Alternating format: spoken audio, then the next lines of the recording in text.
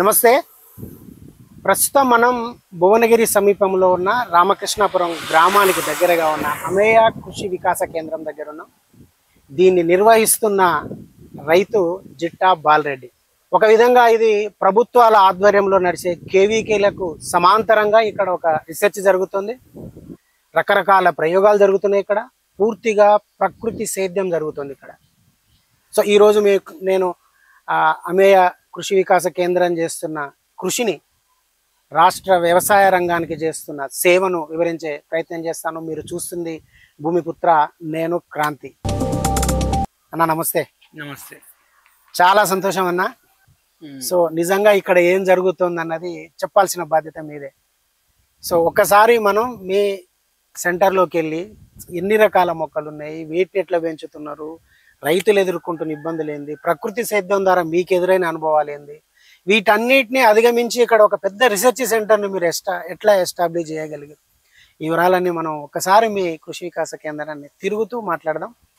వాస్తవానికి వ్యవసాయము అనేది వ్యవసాయంలోనే సాయం ఉంది. సమస్త సమాజానికి తాము సాయం చేస్తూ వాళ్ళు పునరెళ్ళిపోతున్నారు. రైతు అన్నం పెట్టే రైతు ఆకలికి చేస్తున్నాడు, లోకం ఆకలి తీర్చడానికి ఆయన కడుపు చంపుకుంటున్నాడు. ఇది మనకు కళ్ళకు కనబడుతున్న పరిస్థితి. ఈ పరిస్థితి గురించి ప్రతి ఒక్కరు మాట్లాడుతున్నాడు, కానీ పరిష్కారం ఎవరు చూపించట్లేదు. రైతు కుటుంబ నేపథ్యంలో వచ్చినాం కాబట్టి మనకి ఈ బాధ తెలుస్తుంది. అంటే రైతు పడుతున్న బాధను కళ్ళతో చూస్తున్నాము.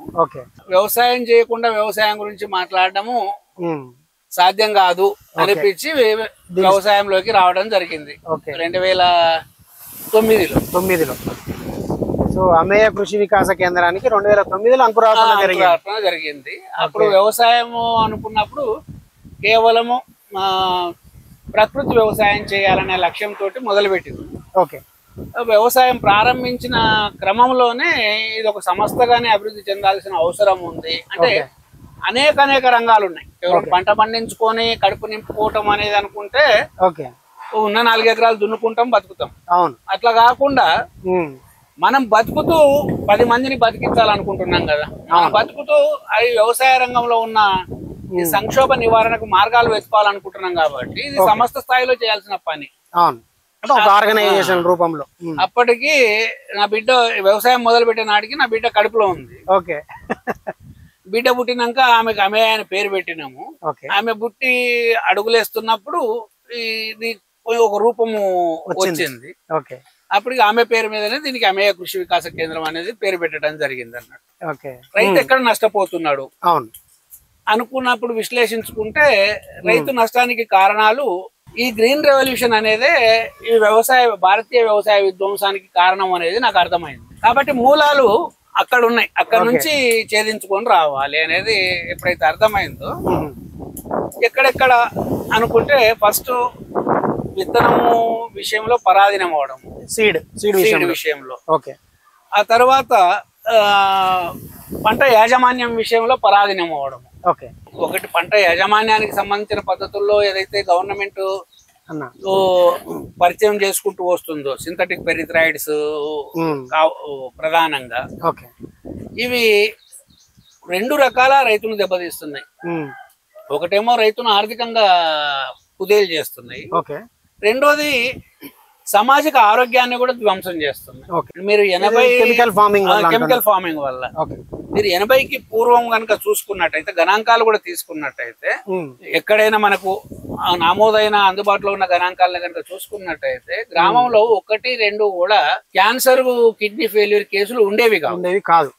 90s తర్వాత ఇంకా 2000 తర్వాత ఇప్పుడు చూసుకుంటూ వస్తున్నట్టయితే కనీసం ఊరుకు 10 మంది క్యాన్సర్ బాధితులు ఉంటారు, 10 మంది కిడ్నీ ఫెయిల్యూర్ కేసులు. కిడ్నీలు ఇంకెక్కువనే ఉన్నాయి. ఇవి ఎందుకు వస్తున్నాయి అనుకుంటే మనము వ్యవసాయ రంగంలో వాడుతున్న కెమికల్స్, రసాయనాల వల్లనే. కాబట్టి పరిష్కారం విషయంలోకి వచ్చేటట్టయితే వ్యవసాయం ఏ రంగం లేకుండా బతకగలుగుతాం, గానీ ప్రపంచానికి అన్నం పెట్టేటోడు లేకుండా సమాజం మనగడే ఉండదు. కాబట్టి దీన్ని రక్షించుకోవాలనుకున్నప్పుడు ప్రపంచవ్యాప్తంగా ఒక ప్యారలల్ గా వ్యవసాయ కృషి మొదలైంది. మాట్లాడుతున్నారు, చేస్తున్నారు. దాంట్లో భాగంగా మనము ఉడత భక్తిగా మనమేం చేయగలుగుతాం అనేది మేము ఆలోచించుకుంటాం. సో ఇప్పుడు మన ఈ అమ్మే ఎన్ని ఎకరాల విస్తీర్ణంలో ఉందండి? ఇది ఉండడము మనకు 6.5 ఎకరాలు ఉంది.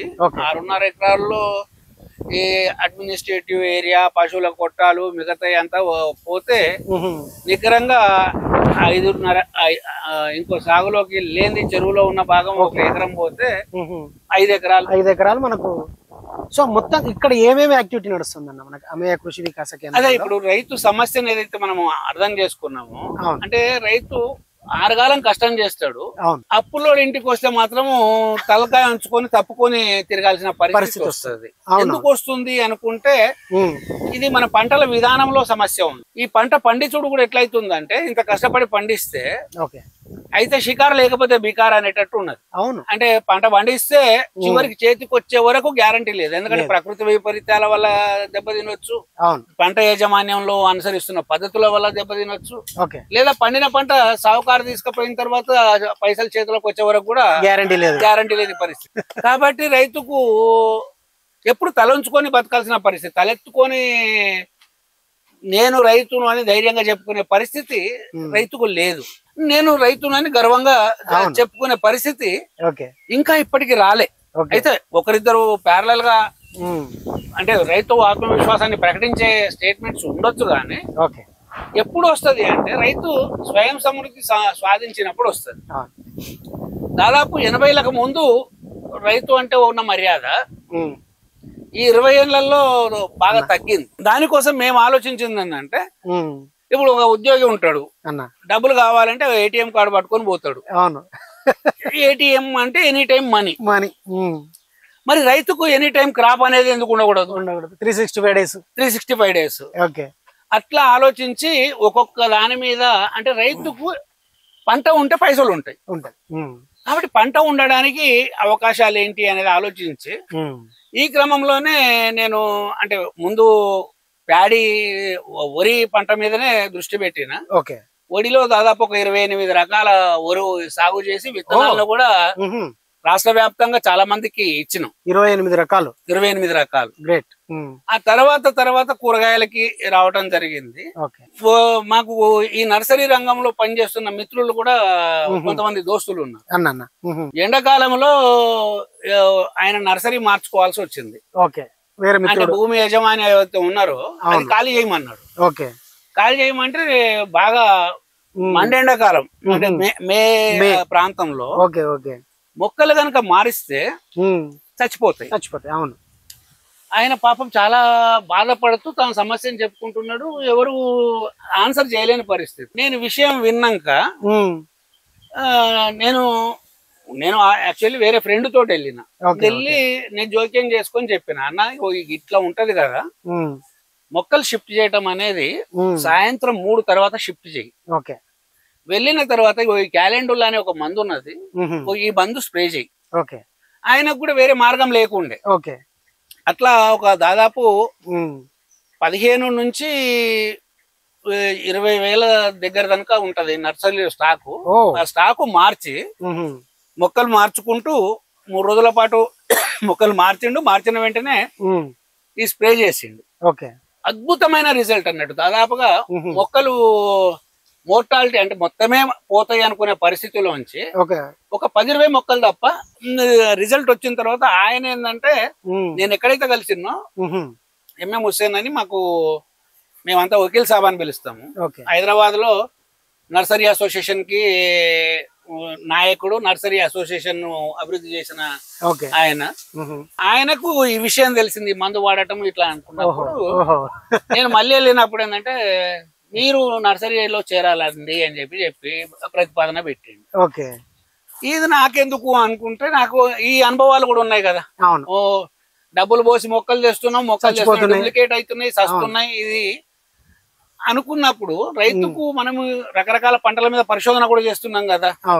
మరి మొక్కలు మళ్ళీ రైతుకి ఎక్కడ దొరకాలి? సో కాబట్టి నాణ్యమైన మొక్క ఇద్దాము, న్యాయమైన రేటుకి ఇద్దాము, రైతు బతుకుతాడు, మనం బతుకుతాము అని అనుకునే ఉద్దేశంతో నర్సరీ కూడా ప్రారంభించడం జరిగింది. ఇప్పుడు మనకు అమేయలో నర్సరీ కూడా ఉంది. ఈ నర్సరీలో కూడా ముఖ్య భాగము మొదట మ్యాంగో మీద ఆలోచించింది. నా చిన్నతనంలో మా ఊర్లో ఒక యాదవుల కుటుంబానికి మామిడి చెట్టు ఉండేది. ఏడాదికి 2 సార్లు కాసేది అది. అంటే ఇప్పుడు పునాస లాంటిది కాదు, చాలా అద్భుతమైన రుచి ఉంటుండే. ఊరి పిల్లలందరూ కూడా ఆ చెట్టు మీదనే ఉండేటోళ్ళు, కన్ను ఉండేది.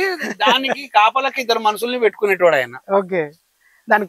నాకు అది నా జ్ఞాపకంలో ఉంది. 40 ఏళ్ల కింద ఉండే కదా. అవును, మరి ఏడాది పొడుగుతో వచ్చే చెట్లు ఏమైనా ఉన్నాయో వెతుకుదామని మొదలు పెట్టిన క్రమంలో ఇంకా అది తవ్వుకుంటూ పోతే అన్నట్టుగా ప్రపంచంలో చాలా రకాలు ఏడాది పొడుగుతో వచ్చేటివి ఉన్నాయి అనేది అర్థమైంది. అట్లా ఇప్పుడు ఒక 26 రకాలని అమేయ కృషి వికాస కేంద్రం సేకరించింది. 26 ఏడాది పొడుగుతో వస్తాయి. ఇవన్నీ కూడా బెస్ట్ కట్ ఫ్రూట్ వెరైటీస్. అంటే పేర్లు ఏమన్నా పేర్లు ఉన్నాయి. అంటే క్యాటిమోని అని, వియత్నాం గోల్డ్ అని, బారీ 11 అని, తాయి ఆల్ టైమ్ అని, బెంగాల్ త్రిఫలా అని, బెంగాల్ దోఫలా అని, ఇట్లా తవ్వుకుంటూ పోతుందంటే చాలా ఉన్నాయి. మన దగ్గర 26 రకాలు ఉన్నాయి. 26 రకాలు మన దగ్గర ఉన్నాయి. దాంట్లో ఒక 7-8 రకాలని రైతులకు ఇప్పుడు ఇస్తున్నాం కూడా. ఇవన్నీ కూడా చాలా బెస్ట్ ఫ్రూట్ వెరైటీస్. సో అట్లా మ్యాంగోలో ఒక 26 రకాలు, అంటే దాదాపు మా దగ్గర ఒక 237 రకాల మామిడి ఉంది. 237 రకాలు. దీంట్లో ఎప్పుడు కాసేటియే 26 రకాలు. 26 రకాల్లో కట్ ఫ్రూట్ కు పనికొచ్చే రకాలు దాదాపు 22 రకాలు కట్ ఫ్రూట్ కు పనికొచ్చే రకాలు, అంటే మంచి మార్కెట్ వాల్యూ ఉన్న రకాలు. సో ఇవి కనుక రైతు వేసుకున్నట్టయితే ఓ పంట పోయింది. ఇప్పుడు మామిడి రైతు ఉన్నాడు, దాదాపు 2 సంవత్సరాలుగా మామిడి పంట చక్కగా వస్తలేదు, ఎందుకంటే వాతావరణ కారణాల వల్ల. ఈ పంట పోతే రైతు మళ్ళా ముఖం సాడు చేసుకొని బతకాల్సింది, ఎందుకంటే వచ్చే సంవత్సరం వరకు పంట ఉండదు. అవును, ఈ పంట పోతే మళ్ళీ 3 నెలల పంట అందుతుంది అనుకుంటే రైతు ధీమాగా ఉండగలుగుతాడు. అయ్యా పలానా రోజురా నీ పైసలు నీకు ఇస్తా చెప్పగలుగుతాడు. సో ఇది ఫస్ట్ చేసిన పని. సో ఫస్ట్ మనం మ్యాంగో మీద కాన్సంట్రేషన్ చేస్తాం ఇక్కడ. ఆ తర్వాత ఇప్పుడు మన నల్లగొండ అనేటప్పటికీ ఆరెంజ్ కు ప్రసిద్ధి.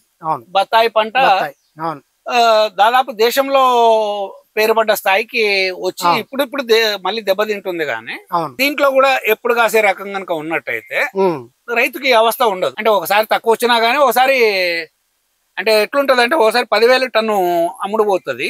అవును, ఒకసారి 1,00,000 రూపాయలకు టన్ను పోతుంది. ఈ 1,00,000 రూపాయలకు టన్ను ఉన్నప్పుడు ఒక్క పంట వచ్చినా గానీ రైతు నిలబడతాడు. అట్లా ఆలోచిస్తే ఏంటంటే ఈ ఆరెంజ్ లో కూడా కొన్ని వెరైటీలు సేకరించడం. వియత్నాం నుంచి వియత్నాం మాల్టా అనేది ఒకటి, ఆఫ్రికన్ మాల్టా ఒకటి, మిసోరీ మాల్టా, జఫా మాల్టా, ఇట్లా ఈ 4 వెరైటీలు ఏడాది పొడుగుతా కాస్తాయి. దీని వల్ల రైతుకు వెసులుబాటు దొరుకుతుంది. అంటే రేటు ఒకసారి అటు ఇటు అయినా గానీ రెండోసారి ఖచ్చితమైన రేట్ వస్తుంది. ఇప్పుడు మ్యాంగోలో కూడా ఇప్పుడు అందరి దగ్గర పంట ఉన్నప్పుడు 50 రూపాయల కిలో కూడా అమ్ముకోలేడు రైతు. ఆ సీజన్ దాటినాక కనుక వచ్చినట్టయితే 500 అన్నా గానీ పోతుంది. ఇష్టం ఉన్నాయన కొంటాడు, ఎందుకంటే ఆయన మామిడి ఇష్టము. ఇంకొకరు అమ్మేటోడు లేడు కాబట్టి ఫ్రెష్ ఫ్రూట్ దొరుకుతుంది అనుకుంటే 500కు కొంటారు. ఇప్పుడు నేను ఎప్పుడన్నా సోషల్ మీడియాలో పోస్టులు పెడితే యుఎస్ నుంచి కాల్ చేస్తారు, అన్న ఒక బుట్ట పంపించరాదు అని. యుఎస్ నుంచి అరే మా దగ్గర ఉన్న వాళ్ళకే దొరుకుతలేవు రా, ఇక్కడ ఉన్న వాళ్ళకే నేను ఇయ్యలేకపోతాన్నా, నేను మీకు అమెరికా దానిక ఏడ పంపాలి. కేవలం ఈ పండ్లు ఉన్నాయి అని చెప్పేసి పండ్లు తినడానికి యుఎస్ నుంచి వచ్చిన మిత్రులు కూడా ఉన్నారు. వాళ్ళకి ఎట్లా ఇండియాకి రావాల్సిన పని ఉంటది అన్న. ఆఫ్ సీజన్ లో ఏ టైంలో దొరుకుతాయి పండ్లు అని చెప్పేసి కనుక్కొని దాన్ని మ్యాచ్ చేసుకొని వచ్చి మామిడి పండ్లు తినిపోయిన మిత్రులు కూడా ఉన్నారు మన దగ్గరకు వచ్చి. సో మన దగ్గర మామిడి, అదే విధంగా బత్తాయి, తర్వాత నిమ్మ, తర్వాత సపోటా, పనసలో కూడా ఒక 6 రకాలు ఏడాది పొడుగుతో వచ్చే రకాలు ఉన్నాయి. అంటే ఒక 2.5-3 ఎకరాల రైతు కూడా వెంగటిల్లాల్సిన అవసరం లేదు. ఇక అయ్యేమో ఎట్లా బతుకు, ఈ పంట పోతే ఏమైతుందో అనుకునే భయపడాల్సిన అవసరం లేదు. అట్లనే ఈ క్రమంలోనే ఏంటంటే పంట యాజమాన్యము ముఖ్యమే కదా, పోషకాలకు సంబంధించిన ముఖ్యమే. ఎరువులు, పురుగు మందులు రైతులు తింటున్నాయి.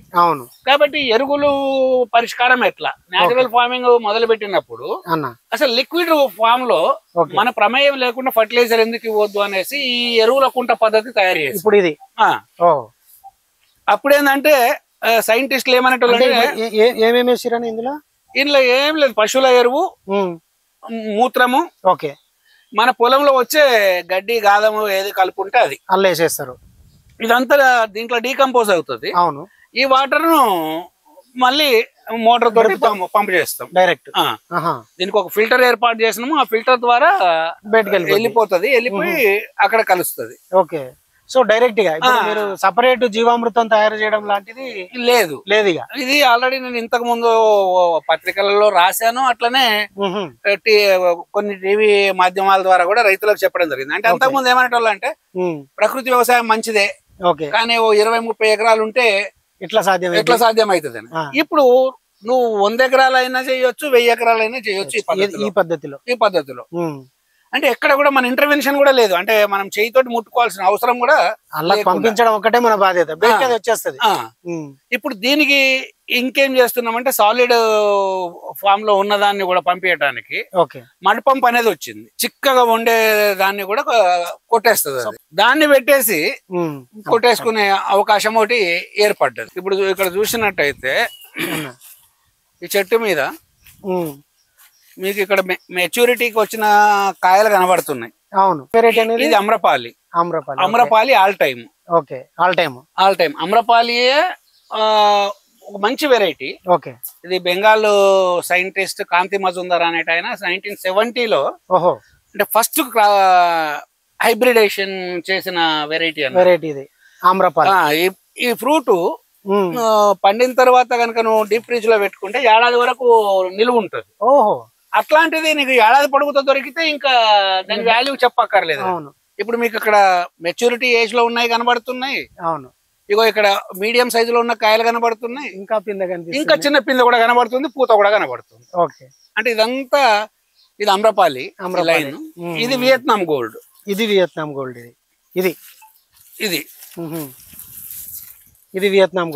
Vietnam gold. ఇట్లా దాదాపు అదే 26 రకాల్లో. దీంట్లో ఏంటంటే ఆరెంజ్ లో కూడా చాలా చేస్తున్నాం. ఆరెంజ్ లో కూడా ఇప్పుడు ఇగో ఇక్కడ ఆరెంజ్ ఉంది. అవును. ఇట్లా రైతు ఇక పంట గురించి ఈ సపోటా కూడా ఎప్పుడు వచ్చేదే. ఇది కూడా ఇప్పుడు మీకు ఇక్కడ పూత కనబడుతుంది. అవును. కాయ కనిపిస్తుంది. కాయలు పెద్ద కాయలు ఉన్నాయి, హార్వెస్ట్ చేసిన కాయలు ఉన్నాయి, చిన్న పిందె కూడా కనబడుతుంది. అవునవును. అంటే 365 డేస్ వచ్చేటట్టు అయితే రైతుకి ఇక ఒక భరోసా ఉంటది. అంటే గ్రీన్ రెవల్యూషన్ అనేది స్టార్ట్ అయిన తర్వాత జరిగిన పరిణామం ఏంటంటే రైతు చుట్టూ మార్కెట్ ముడేసుకున్నది. అవును. మార్కెట్ చుట్టూను రైతు ముడేసుకోవాలి. అవును. ఉల్టా అయింది. అంతకు ముందేమో రైతు మీద మార్కెట్ ఆధారపడేది. ఈ 80ల తర్వాతకు వచ్చేటప్పటికి 90ల నాటికి మార్కెట్ తో బంధం గట్టిగా ఏర్పడ్డది. మార్కెట్ రైతును శాసించడం మొదలు పెట్టింది. మనం ఏమంటున్నాం అంటే మళ్ళీ పూర్వ పరిస్థితికి కనుక రావాలనుకుంటే రైతు మార్కెట్ మీద ఆధారపడకూడదు. అంటే రైతు ఎక్కడెక్కడ మార్కెట్ మీద ఆధారపడుతున్నా అంటే ఫస్ట్ పోషకాల కోసం. అవును. ఎరువులు కావాలి, అవును, మార్కెట్ కు పోవాలి. పురుగు మందులు కావాలి, మార్కెట్ కు పోవాలి. విత్తనాలు కావాలి, మార్కెట్ కు పోవాలి. అంటే రోజు బాట పడ్డట్టే, దుకాణానికి పొలానికి బాట పడ్డట్టే. ఇది దగ్గొట్టాలి అనేది లింక్ కట్ చేయాలి. అది కట్ చేయాలి. అది కట్ చేస్తే మార్కెట్ రైతు దగ్గరికి నడుచుకుంటూ వస్తుంది. ఎట్లా అంటే ఇప్పుడు పంట వండినాక పంట మాత్రమే రైతు అమ్ముకోవాలి. పంట అమ్ముకోవాలి రైతు. బాగానే చెప్తున్నాము. ఎట్లా అవుతుంది అనుకుంటే ఇప్పుడు మొత్తము ఎరువులకు సంబంధించిన సమస్యను పరిష్కరించేది అక్కడ మనకు కనబడుతూనే ఉంది. మన పొలంలో వచ్చే గడ్డి గాదం దగ్గర నుంచి ఏది కూడా పోకుండా దాంట్లో వేస్తున్నాము. దాంతో వెళ్తుంది, పోషణ జరుగుతుంది. ఒకటి కట్ అయింది. పురుగు మందులు అనేటప్పటికి ఏంటంటే ఈ సింథటిక్ పెస్టిసైడ్స్ కొట్టకపోతే పంట పండదు అనేది వాళ్ళు చెప్తున్నది, కానీ పండుద్ది అనేది. ఎట్లా అనుకుంటే ఇప్పుడు వాస్తవానికి వ్యవసాయంలో గాని మానవ ఆరోగ్యంలో గాని సూక్ష్మంగా విశ్లేషించుకుంటే ఇప్పుడు మానవ ఆరోగ్యంలో మన ఆయుర్వేదం, ప్రాచీన ఆయుర్వేదం ప్రకారం వాతం, పిత్తం, కఫం, ఈ మూడిటి కారణంగానే మనిషి శరీరంలో వచ్చే ఏ వ్యాధి అయినా అనేది, వీటిని కనుక నియంత్రించగలిగితే మనిషి సంపూర్ణ ఆరోగ్యవంతుడుగా ఉంటాడు. అంటే బ్యాలెన్స్. సేమ్ ఇప్పుడు వ్యవసాయానికి కనుక దీన్ని అనువర్తించుకున్నట్టయితే వ్యవసాయంలో వచ్చే సమస్యల్లో ఒకటి ఫంగల్ శిలీంద్ర సంబంధమైన తెగుళ్ళు, రెండోది బ్యాక్టీరియల్ కి సంబంధించిన తెగుళ్ళు, మూడోది వైరస్ సంబంధించిన తెగుళ్ళు. వాస్తవానికి వైరల్ బ్యాక్టీరియల్ సమస్యలను ఈరోజు శాస్త్రవేత్తలు కూడా నివారించలేకపోతున్నారు. ఓ పలానా పప్పాయ తోటకి వైరస్ వచ్చింది, లేదు పలానా మినపచేనుకు పల్లాకు తెగులు వచ్చిందంటే ఆయన సులభంగా ఇచ్చే సలహా రైతుకి ఏంటంటే పీకి తగలబెట్టండి అయ్యా, దానికి నివారణ లేదు అంటాడు. కానీ హోమియో మందుల ద్వారా నేను మీ గురించి ప్రధానంగా విన్నది ఏంటంటే అంటే హోమియో మందులతోటి మొక్కల్ని పెంచడము, వాటికి వస్తున్న చీడపీడల్ని నివారించడం చేస్తున్నారు అని చెప్పింది. అసలు మీకు ముందు హోమియో మందులతోటి తగ్గుతుందని ఐడియా ఎట్లా వచ్చింది మీకు? ఈ ఐడియా రావడానికి కారణం అంటే ఇప్పుడు ఏదైనా ఆకలి ఉన్న కాడ అన్వేషణ మొదలవుతుంది, సహజమే. ఎప్పుడైతే వ్యవసాయాన్ని ఎత్తుకున్నామో మరి ఇప్పుడు కషాయాలు, రకరకాల కషాయాలు వాడుకోవాలి, చేసుకోవాలి అనేది ప్రకృతి వ్యవసాయ సూత్రం. అవును. కానీ ఫలితాలు రావట్లేదు. ఇంకోటి ఈ నానా రకాల ఆకులు తీసుకురావటం, వాటిని తయారు చేయటం కూడా పెద్ద సమస్య అవుతుంది. అయితే నేను వ్యవసాయ అంటే నా సొంత ఆరోగ్యం విషయంలో దాదాపు 40 ఏళ్ళుగా, ఇప్పుడు నాకు 58 సంవత్సరాలు, నాకు బుద్ధి వచ్చినప్పటి నుంచి నేను ఇంగ్లీష్ మందులు వాడింది చాలా తక్కువ. అయితే ఆయుర్వేదము అంటే గృహ వైద్యము, ఆయుర్వేదము, తర్వాత హోమియోపతి. హోమియోపతిలో చాలా జటిలమైన సమస్యలు కూడా పరిష్కారం అవుతున్నప్పుడు, మానవారోగ్యంలో సమస్యలు పరిష్కారం అవుతున్నప్పుడు మరి మొక్కలకు ఎందుకు కావు అనేది అనిపించి ఒక ప్రశ్న వచ్చింది. అట్లా కొన్ని మొక్కల మీద నేను ప్రయోగం చేసి చూస్తే రిజల్ట్స్ అద్భుతంగా వచ్చినాయి. ఇప్పుడు జనరల్ గా ఏంటంటే కార్బోవెజ్ అనే ఒక హోమియో మెడిసిన్ ఉంటుంది. ఈ కార్బోవెజ్ అనేది కూరగాయల బొగ్గుతో తయారు చేసే మందు. ఇది ఏం చేస్తుంది అంటే మనిషి శరీరంలో ఆక్సిజన్ కనుక కొరతపడ్డప్పుడు మనిషికి సమస్యలు వస్తాయి. దీన్ని హోమియోలో కార్పస్ రిట్రీవర్ అంటారు. అంటే చచ్చిన శవాన్ని కూడా లేపుతుంది అని, మృతదేహాన్ని లేపే మందు అనేది. అట్లాంటిది అంటే ప్రధానంగా హార్ట్ అటాక్ వచ్చినప్పుడు ఈ మందు వాడితే, మనం కార్బోవెజ్ కనుక వేస్తే పర్సన్ మళ్ళీ మనం హాస్పిటల్ తీసుకుపోయి తర్వాత ఫర్దర్ ట్రీట్మెంట్ వరకు సస్టైన్ చేయొచ్చు. అట్లా చేసిన సందర్భాలు కూడా ఉన్నాయి. మా బామార్దికి హార్ట్ అటాక్ వచ్చింది, నా దగ్గర కార్బోవెజ్ తీసుకొచ్చి వేసేసి మళ్ళీ ఉస్మానియా వరకు తీసుకుపోగలిగినాము. అతను ట్రీట్మెంట్ ఇచ్చాము. ఫస్ట్ టైం సర్వైవ్ అయ్యిండు. సరే రెండోసారి మళ్ళీ హార్ట్ అటాక్ వచ్చినప్పుడు అతను మనకు మిగలలేదు. కానీ అంటే నాకు ప్రాక్టికల్ గా నేను ఎగ్జాంపుల్ చూసిన.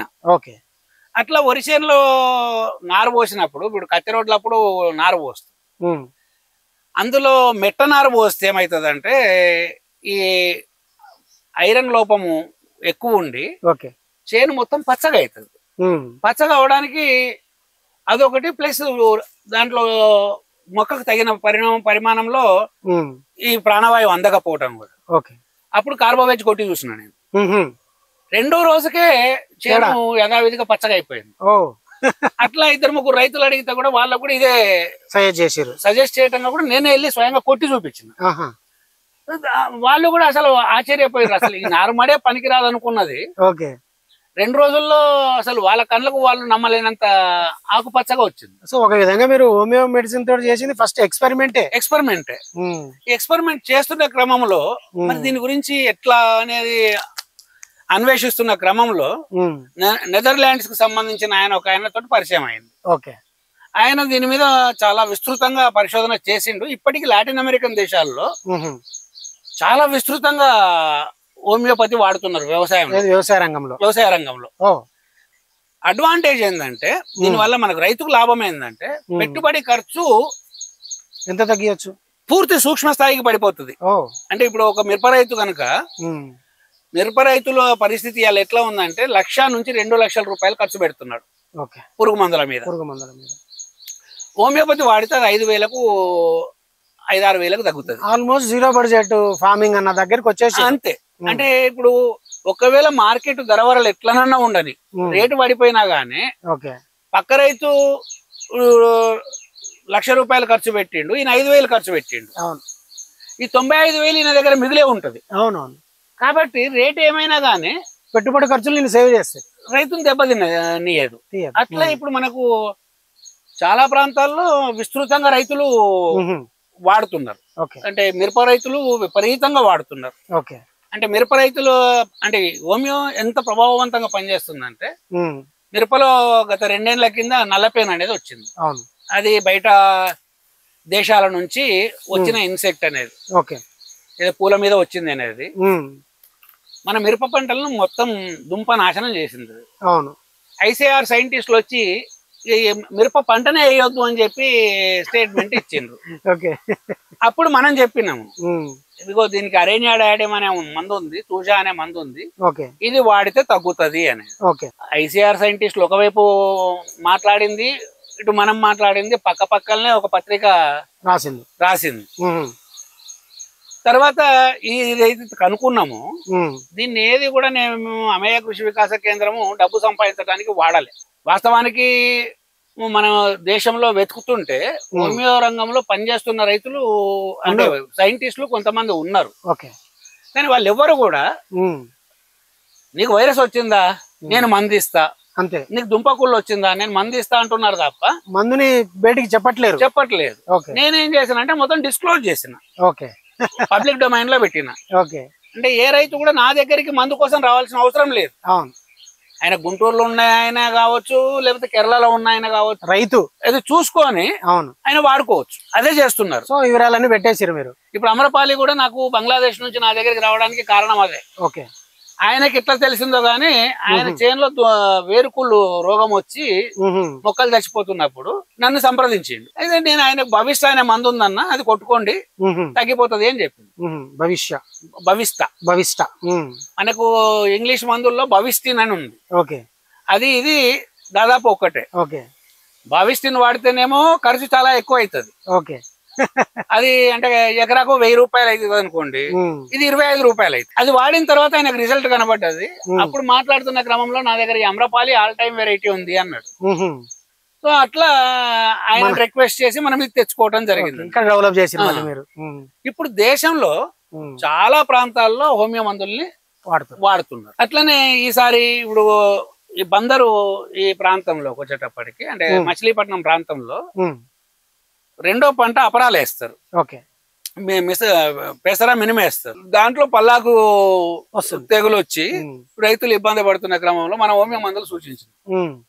వాడిన తర్వాత వాళ్ళు ఫోన్ చేసి చెప్పింది ఏంటంటే, అన్న మిగతా చాలా మంది రైతులు పోయినరు, మాకైతే 5-6 క్వింటాలు పంట వెళ్ళింది, దక్కింది. అట్లా అన్ని రకాల పంటలకు విస్తరించింది. దీన్ని మేము అంటే రైతులకు ఉపయోగపడేలా పబ్లిక్ డొమైన్ లోనే పెట్టినాం. అంటే బాలరెడ్డి అనేవాడు దగ్గరికి రావాల్సిన అవసరం లేదు. సో ఇప్పుడు మనం ఇది మామిడి తోట ఉంది మొత్తం ఇది. అంటే అన్న మన దగ్గర ఓన్లీ అంటే నర్సరీతో పాటు మనం బయటకు అమ్ముకుంటేందుకు కూడా మనకు తోట ఉంది కదా, కేవలం ఒక నర్సరీ కాకుండా. అంటే మేము అంటే మాకు స్థలము సరిపోకగానే ఉదాహరణకి ఎట్లా అంటే ఇప్పుడు ఇది ఉంది ఈ మామిడి, ఇది ఖచ్చితంగా ఇంకా మనకు ఇంకొక ఇది ఇప్పుడు జూన్ కదా, మనకు సెప్టెంబర్ లో ఈ కాయలు అందుతాయి. ఇది ఒకటే చెట్టు కాయలు మా అయితే నాకు 10 కిలోలు వస్తాయి. ఇదో ఎకరం కనుక నేను వేయగలిగి ఉంటే నేను మార్కెట్ కు ప్రొడ్యూస్ చేయగలుగుతాను. ఇప్పుడు నాకు సమస్య ఎక్కడ ఉందంటే ఈ చెట్లను విస్తృతంగా వేసే పరిస్థితి లేదు, స్థలం లేదు. ఇప్పుడు ఇది ఏం వెరైటీ అనేది ఇప్పుడు మీరు ఇది అన్నది ఇది తాయ్ ఆల్ టైమ్ స్వీట్. ఇక్కడ ఒకటి చాలా మంచి రంగుతో కనిపిస్తుంది. ఇది బ్లూ మ్యాంగో పంట అయింది. బ్లూ మ్యాంగో ఇది అంటే ఇది కూడా 365 days దా కాదు, సీజనల్. ఓకే ఇది ఊడిపోయింది. ఇది పట్టుకోగానంటే ఇది హార్వెస్టింగ్ వచ్చింది. కొబ్బరిలో 11 రకాలు ఉన్నాయి. 11 రకాలు. ఇది ఫిలిప్పైన్స్ వెరైటీ. ఇది ఏంటిదన్నా? ఫిలిప్పైన్స్. నాముహం అని, నాముహం అని, మెకపోని అని 3 రకాలు ఉన్నాయి ఫిలిప్పైన్స్. 3 రకాలు ఇది ఒక రకము. అక్కడనే దాదాపు ఇది 600 రూపాయలకు ఒక కాయ అమ్ముతారు. ఒక్క కాయ వాటరే. వాటర్కే 230 రూపాయలకి, అంటే పేసోస్ కి ఒకటి, అంటే ఇండియన్ కరెన్సీ తోటి కన్వర్ట్ చేసుకుంటే 650 రూపాయలు ఒక బోండం పడుతుంది. దీని మీద చాలా పరిశోధనలు జరిగినాయి. సో ఇవి తీసుకొచ్చేసిన. ఇప్పుడు అదేమో T45 అనేది ఇది అట్లా కోకోనట్ లో కూడా ఒక 11 వెరైటీస్ ఉన్నాయి కొబ్బరిలో మన దగ్గర. అంటే ఏ రంగంలో కూడా ప్రతిదీ కూడా రైతుకు అక్కరకు వచ్చేదాన్ని దేన్ని వదిలిపెట్టొద్దు, దాంట్లో మనకు చేతనైన మేరకి దాన్ని పరిశీలించాలి. బత్తాయి ఇది నిమ్మ ఇది నిమ్మ ఇంతలా ఉందా? ఇక్కడ ఈ చెట్టుకు నిండకాయలు ఉన్నాయి చూడు. నిమ్మకాయ చిన్న సైజు, బత్తాయి ఎంత ఉన్నది. సో ఇదంతా కూడా మనకు న్యాచురల్ ఫార్మింగ్ తో, ఇది అసలు వాస్తవానికి న్యాచురల్ ఫార్మింగ్ అని కాదు, దీంట్లో మనం చేసింది ఏమీ లేదు. ఇది నిమ్మ. ఈ నిమ్మ వెరైటీ ఏంటిది అనేది? ఇది తాయి నిమ్మ, థాయిలాండ్ నిమ్మ. దీనికి నీళ్ళిచ్చుడు తప్ప, అడపదడప నీళ్ళిచ్చుడు తప్ప దీంట్లో మనం ఏమి చేసింది లేదు. ఈ స్థాయిలోనే ఇట్లా ఉంది. అవును, అంటే మనము పాటించే పద్ధతి కూడా ఏంటంటే plant worst of the worst condition లో ఇచ్చే పర్ఫార్మెన్స్ క్రైటీరియాగా తీసుకోవాలి.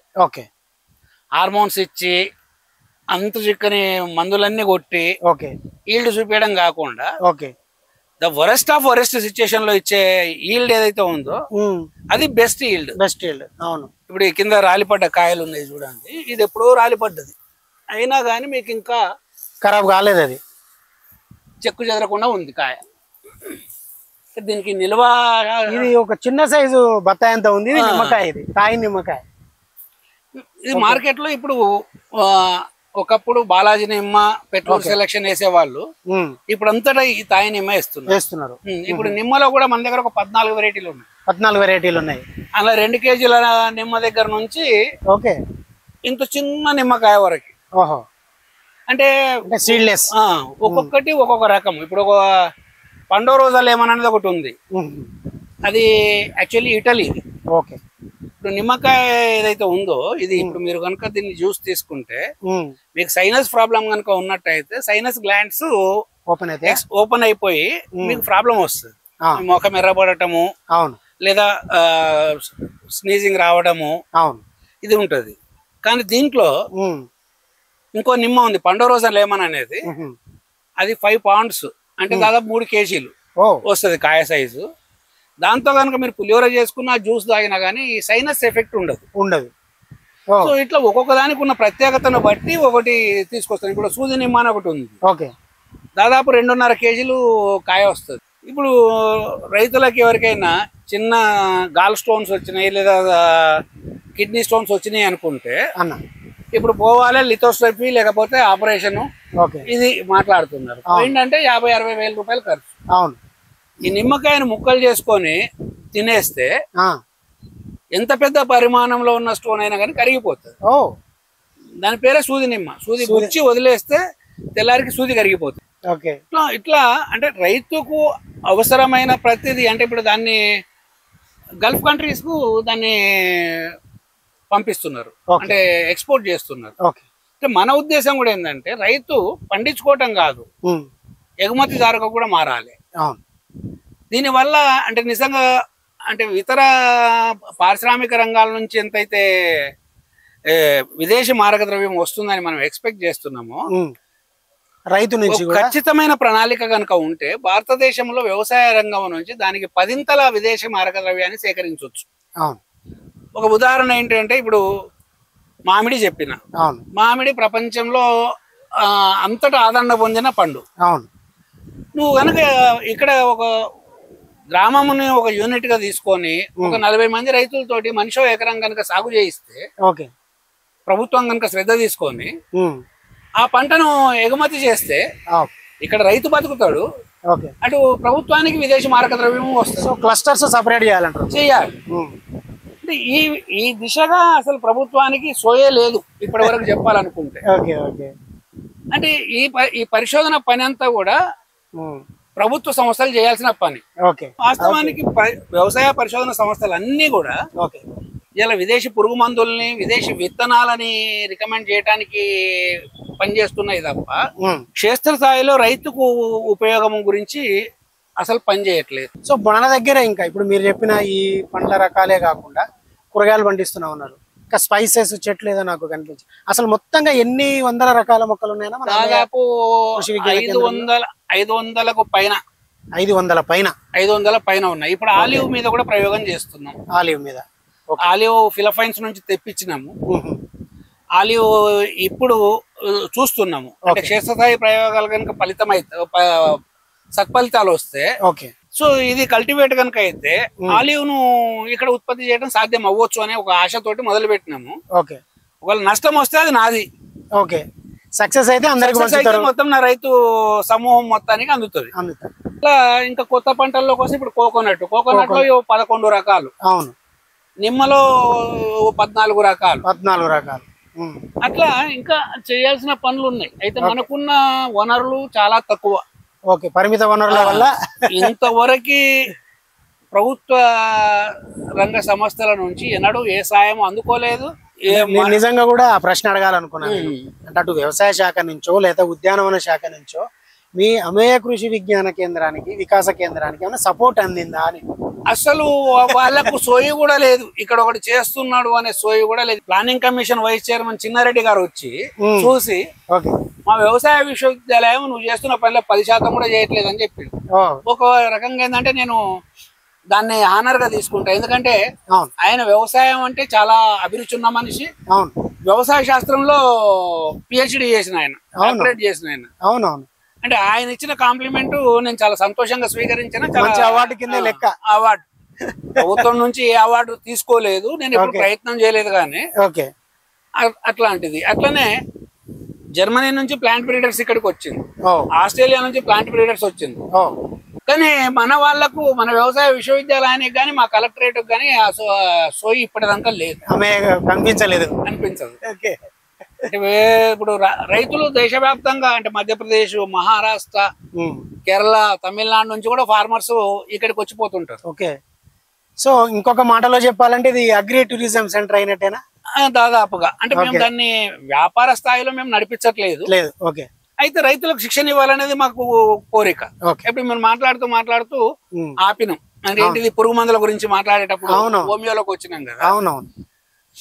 ఈ హోమియో కంటే, హోమియోతో పాటు మనకు స్థానిక వనరులు ఉన్నాయి.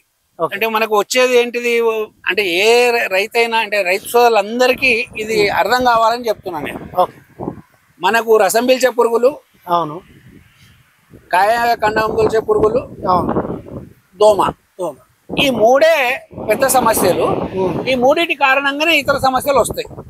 ఇప్పుడు దోమ వచ్చింది అనుకుంటే అది బ్యాక్టీరియాను, వైరస్ ను మోసుకొస్తుంది. దోమనే కంట్రోల్ చేసుకుంటే వైరస్ నీ చేనుకు వచ్చే అవకాశమే లేదు. ఎట్లా కంట్రోల్ చేసుకోవచ్చు అనుకుంటే మనకు 3 రకాల గింజలు, వేప గింజలు మన పొలాల్లోనే దొరుకుతాయి. అవును. కాను గింజలు మన పొలాల్లోనే దొరుకుతాయి. సీతాఫలం గింజలు దొరుకుతాయి. అవును. వేప గింజలతోటి కషాయం కనుక తయారు చేసుకొని కొట్టుకుంటే 1 కేజీ వేప గింజలను రుబ్బి తయారు చేసుకుంటే 10 లీటర్ల కషాయం వస్తుంది, కంట్రాక్షన్ తయారైతుంది. ఇవాళ మార్కెట్ లో 10,000 ppm వేప నూనె కనుక కొనాలనుకుంటే 4,000 రూపాయలు పెట్టాలి. ఇప్పుడు మనం తయారు చేసుకుంటే 50,000 ppm తయారైతుంది. డైరెక్ట్ గింజతో చేస్తున్నా 50,000 ppm కొనాలనుకుంటే 10,000కు పైన అవుతుంది. అంటే కేజీ గింజలతోటి 10 లీటర్ల మందు మనం తయారు చేసుకున్నాం కదా. 10 లీటర్ల మందు వచ్చి ఎంత అయింది మనకి? 1,00,000 రూపాయలు అయింది. దాని వాల్యూ. సైన్స్ కు 2 ముఖాలు ఉన్నాయి. ఇది వడ్ల గింజల బియ్యం గింజ అని విడమరిచి చెప్తే లోకమంతా బతుకుతుంది. దాన్ని ఇట్లనే పెడికి మూసిపెట్టి ఉంచితే ఒకరిని కడుపు నింపుతుంది. సో మనం రెండో వైపు ఉండాలి అనేది. సో ఈ దీంట్లో చేసిన ప్రయోగాల వల్ల వేప గింజలు, కాను గింజలు అయితేనేమో దోమను కంట్రోల్ చేస్తాయి.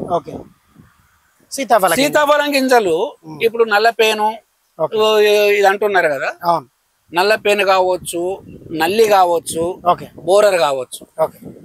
నేను సవాల్ చేసి చూపించిన వంకాయ తోటలో సీతాఫలం గింజల కషాయం కొడితే ఒక్క వంకాయ పుచ్చు రాలేదా? రాదు. నేను అది రాసిస్తా నేను ఎవరికైనా గానీ. అదే ఇప్పుడు కోరేజన్ లాంటి తీవ్రమైన విషాలను కొడితే కూడా దాన్ని కంట్రోల్ చేయలేకపోతున్నాడు రైతు. పురుగుని కోరేజన్ లాంటిది ఇప్పుడు 1600 రూపాయలు, ఎక్సోఫోనస్ కోరేజన్ లాంటివి 1600 రూపాయలు నుంచి ఓసారి బ్లాక్ చేస్తే 3000 రూపాయలకు కూడా అమ్ముతున్నారు. దాంతో కూడా కంట్రోల్ అవ్వట్లేదు.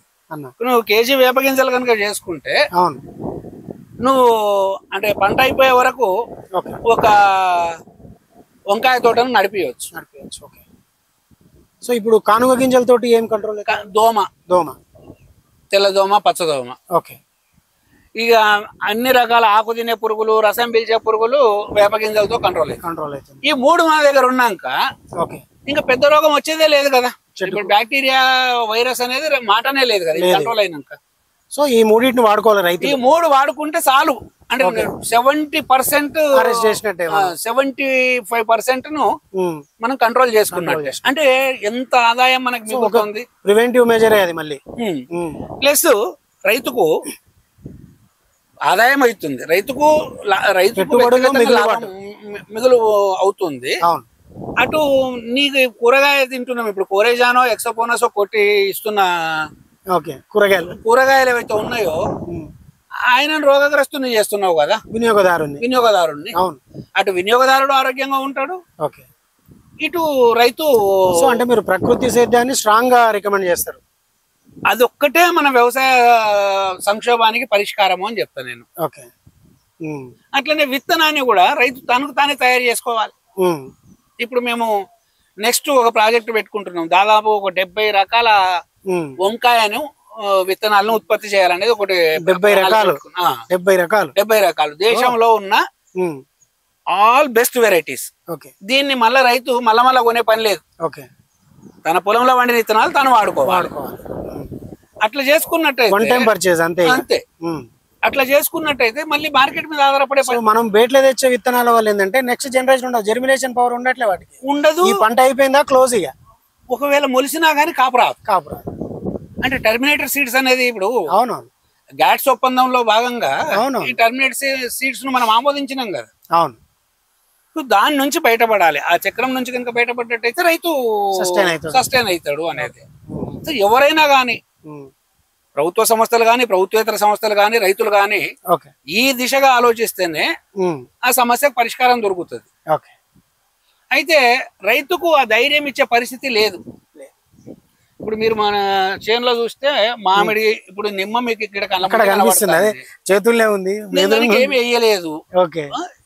నీళ్లు కూడా ఎండాకాలం మధ్యమే అయినాయి, అయినా కాస్తనే ఉంది.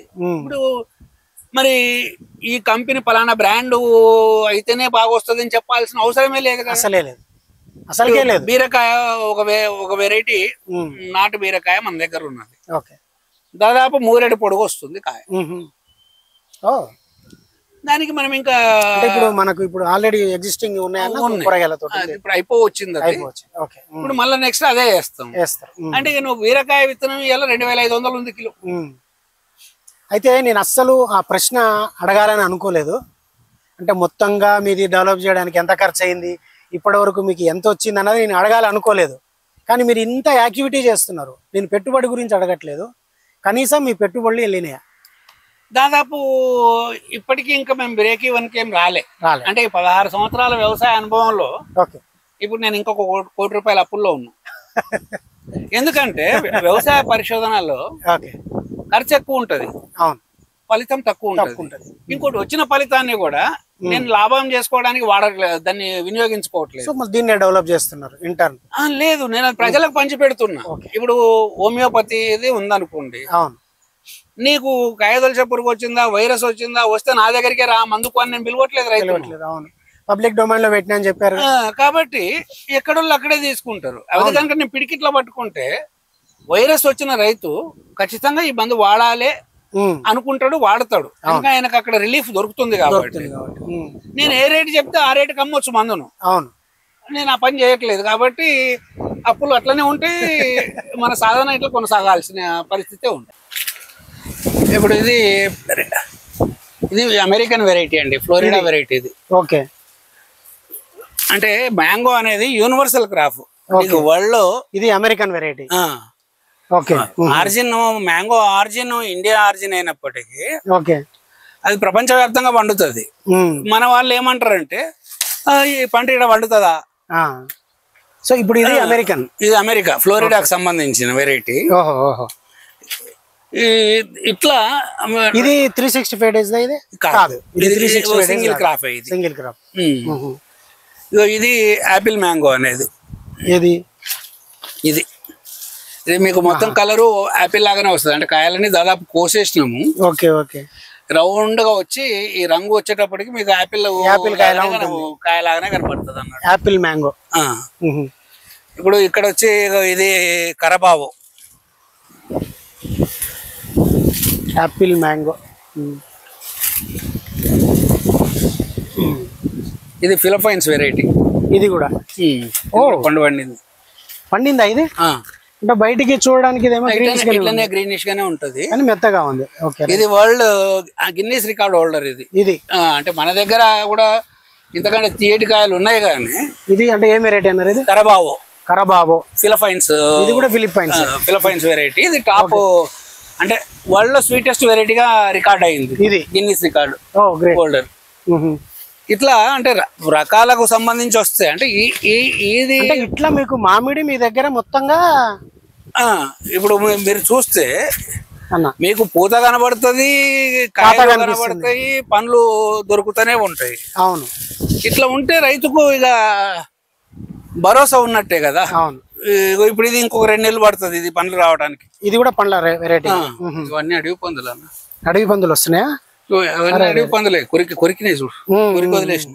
ఓకే ఓకే ఇదిగో ఇగో ఇక్కడ ఒకటి. మీకు ఇక్కడ ఇది ఇది కూడా ఫ్లోరిడా వెరైటీ. ఇది సేమ్ ఫ్లోరిడా వెరైటీ. వెరైటీ వేరు. Purple red polymer. ఇప్పుడు ఇంత ఖాతా ఉంది, ఇన్ని పండ్లు ఉన్నాయి. ఇప్పుడు మార్కెటింగ్ ఎట్లా చేస్తున్నారు?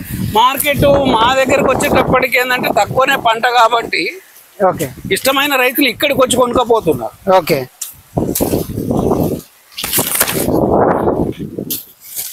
ఇప్పుడు ఈ ఇంత అందంగా ఉండి ఇది రుచి ఉంటే ఏం కాదు అన్నాను. ఇది రుచి ఉంటే ఈ రుచి చూసి ఇటువైపు కొరకండి. ఇటువైపు కొరికి దీని చూడు. Already okay. ఇది ఏ వెరైటీ అన్నారు? ఇది ఏదన్నా ఇది ఒక థాయిలాండ్ వెరైటీ. ఇది టిబెట్ ఆరిజిన్ వచ్చి టిబెట్ క్యాటిమోని. ఓకే. ఇది కూడా 365 days వస్తుంది. వాళ్ళలో దాదాపు second sweetest mango cut fruit variety. ఇది కూడా టేబుల్ ఫ్రూట్స్. టేబుల్ ఫ్రూట్సే. అంటే కాపు ఇంత చిన్న మొక్కలకే ఈ స్థాయిలో కాపు ఉంది. ఇంకో మామిడి మొత్తం అయిపోయిన తర్వాత ఇది మన చేతికి అందితే అవును రేటుకు డోకా లేదు. అది నేను ఇందాక మీది మార్కెట్ గురించి అడిగినా నేను. అంటే ఇప్పుడు మార్కెటింగ్ ఎట్లా చేయగలుగుతున్నారు ఇంత క్రాప్ ని అంటున్నా నేను. అంటే క్రాప్ వచ్చేటప్పటికి క్రాప్ మనకు తక్కువనే వస్తుంది. ఓకే.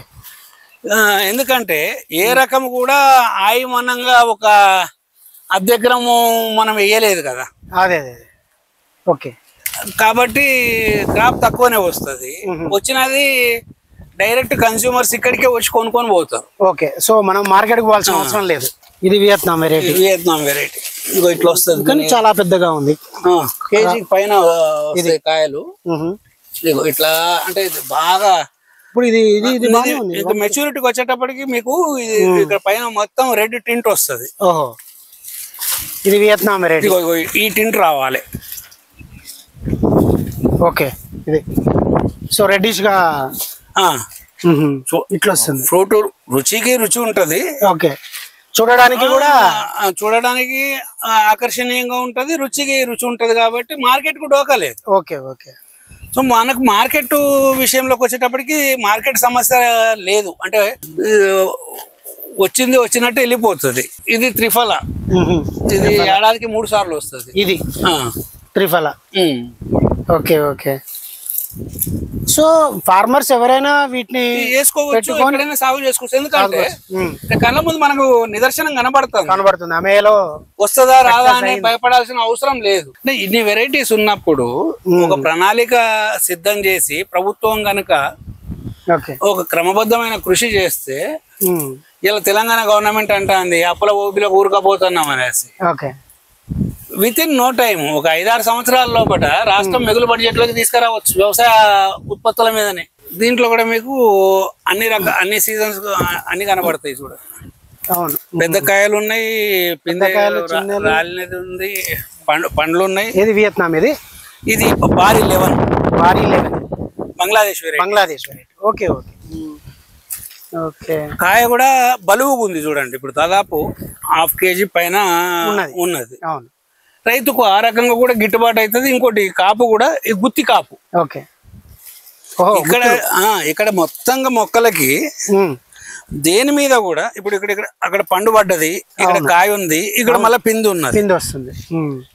దేని మీద కూడా నేను ప్రత్యేకమైన శ్రద్ధ పెట్టింది లేదు. మళ్ళా ఓకే, వాటిని పెట్టి వదిలేసినాం అంతే.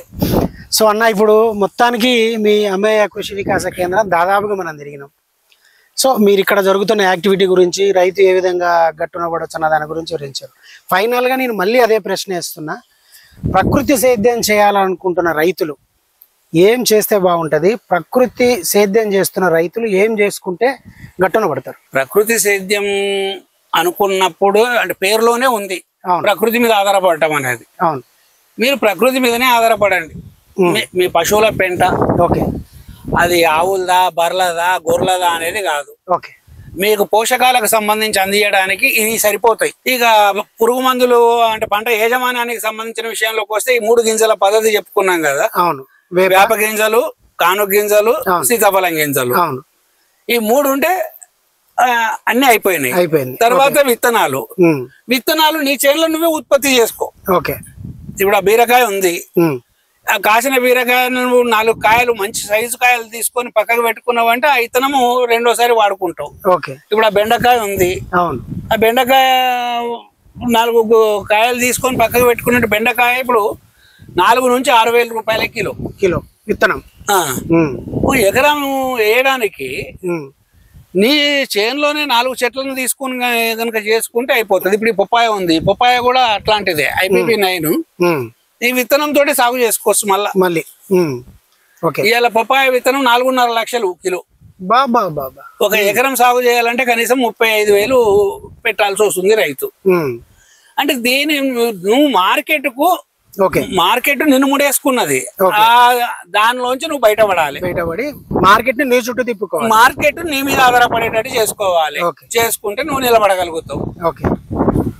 మనకు సూక్ష్మంగా చూసుకున్నట్లయితే విత్తనము, పోషకాలు, పంట యాజమాన్యం, ఈ 3 మన చేతుల్లోనే ఉన్నాయి, మనకు కనబడుతూనే ఉన్నాయి. ఈ 3 వాడిన తర్వాత ఇంకో ఒకరి మీద నువ్వు ఆధారపడాల్సిన అవసరమే లేదు. దీనివల్ల ఒకటి ఏంటంటే రైతు వ్యక్తిగత ఆదాయము భద్రంగా ఉంటది, ఆయన నిలబడగలుగుతాడు. రెండోది ఏంటంటే సమాజాన్ని ఆరోగ్యవంతం చేయగలుగుతాడు. సో ఫైనల్ గా ధైర్యంగా చేయొచ్చు, ఎవరైనా ధైర్యంగా చేయొచ్చు. అట్లాంటి వాళ్లకు అమేయ కృషి వికాస కేంద్రము సహాయ సహకారాలు అందించడానికి ఎప్పుడు సిద్ధంగా ఉంటది. సో మనల్ని విజిట్ చేయొచ్చు, మన దగ్గరికి విజిట్ చేయాలనుకుంటే ఖచ్చితంగా అపాయింట్మెంట్ తీసుకోవాలి. దానికి నిర్దిష్టంగా మేము ఇప్పుడు ఫీజు కూడా పెట్టినాం. ఎందుకంటే 1000 మంది వచ్చిపోతున్నారు, దీంట్లో మా పనులు అవ్వట్లేదు. కాబట్టి ఇప్పుడు నేను నిలబడాలంటే ఫస్ట్ నేను మనగడలో ఉంటే కదా నేను వ్యవసాయంలో చెప్పేది, భవిష్యత్ పరిశోధనలు చేసి చెప్పగలిగేది. కాబట్టి ఆ విషయంలో నిర్దిష్టంగానే ఉన్నాం. సామూహికంగా మనది అమేయ కృషి వికాస కేంద్రం యూట్యూబ్ ఛానల్ ఒకటి ఉంది. ఎప్పటికప్పుడు అప్డేట్స్ అందులో పెడుతున్నాం, అది చూసుకొని చేసుకున్నా సరిపోతుంది. అట్లా కాదు అనుకుంటే అదనంగా రావాలి అనుకుంటే మాత్రం అపాయింట్మెంట్ తీసుకోవాలి. దానికి నామమాత్రంగా ఫీజు కూడా చెల్లించాలి. ఓకే అన్న, ధన్యవాదాలు. Thank you. ప్రకృతి రైతుల గురించి సలహాలు సూచనలే కాదు, మీరు 16 సంవత్సరాలుగా చేస్తున్న కృషిని ఇప్పుడు మనకి ఈ వికాస కేంద్రం అంతా తిప్పి కళ్ళ ముందు ఉంచారు. సో మీ నెంబర్, మీ డీటెయిల్స్ నేను డిస్క్రిప్షన్లో ఇస్తా. అమేయ కృషి వికాస కేంద్రం బాలరెడ్డి గారిని కాంటాక్ట్ చేయాలంటే ముందుగా అపాయింట్మెంట్ తీసుకోండి. నిజంగానే ఫీల్డ్ విజిట్ రావాలనుకుంటే కొంత పే చేసి మీరు ఇక్కడ వచ్చి ప్రత్యక్షంగా చూసి మీకు ఏమైనా డౌట్లు ఉంటే తీసుకోవచ్చు. లేదు అని అంటే అమేయ కృషి వికాస కేంద్రం యూట్యూబ్ ఛానల్ ఉంది, వాళ్ళ అఫీషియల్ యూట్యూబ్ ఛానల్. దాని ద్వారా కూడా వాళ్ళు చేసే అప్డేట్స్ తోటి మీరు వివరాలు తెలుసుకోవచ్చు. ఈ అమేయ కృషి వికాస కేంద్రం ద్వారా వస్తున్న ఉత్పత్తులను ఎలా వాల్యుయేషన్ చేస్తున్నారు, ఎట్లా మార్కెట్ చేసుకుంటున్నారు, ఇక్కడ ఇంకా ఏమేమి యాక్టివిటీ జరుగుతుంది అన్నది మరొక వీడియోలో తెలుసుకుందాం.